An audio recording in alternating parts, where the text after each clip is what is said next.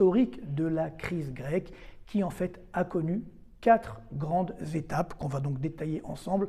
Tout d'abord, l'arrivée au pouvoir du socialiste M. Papandréou. Alors c'était donc en octobre 2009, ça commençait déjà à aller mal parce que c'était la suite de la crise des subprimes, donc on voyait bien qu'il y avait des difficultés, mais jusqu'à présent on se disait bon allez, on va quand même s'en sortir. Et là donc M.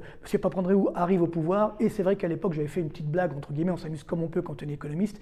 J'avais découvert que l'anagramme de Papandréou c'était n'a pas d'euro. Vous voyez bon. Encore une fois, on s'amuse comme on peut, désolé, hein, mais c'est pour dire qu'on aurait dû se méfier, évidemment. Mais toujours est-il que M. Papandréou va faire 2 choses.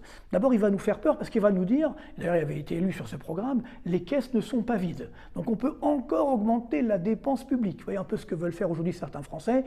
Et on voit ensuite ce que ça a coûté à la Grèce. Donc ça, évidemment, ça n'a pas du tout plu aux dirigeants européens, notamment aux dirigeants allemands. Madame Merkel avait dit à l'époque, non, enfin, nein, précisément, on ne peut pas continuer comme ça. Donc ça a commencé évidemment à créer des dissensions au sein de la zone euro, et ensuite il va finalement jouer franc jeu entre guillemets, il va tout simplement nous dire la vérité, ce qu'on fait nous-mêmes ici, donc depuis des années, il va simplement dire que en fait, le déficit public grec a été falsifié et qu'il n'est pas de 6% ou 5% comme annoncé, mais de 12,5% en 2009. Donc imaginez la déflagration, on est en train de vous dire que jusqu'à présent, un peu comme ce qu'on vit parfois en France, hein, tous les chiffres qu'on commente sont faux, et donc on a une situation bien plus grave qu'annoncée, et là bien entendu ça génère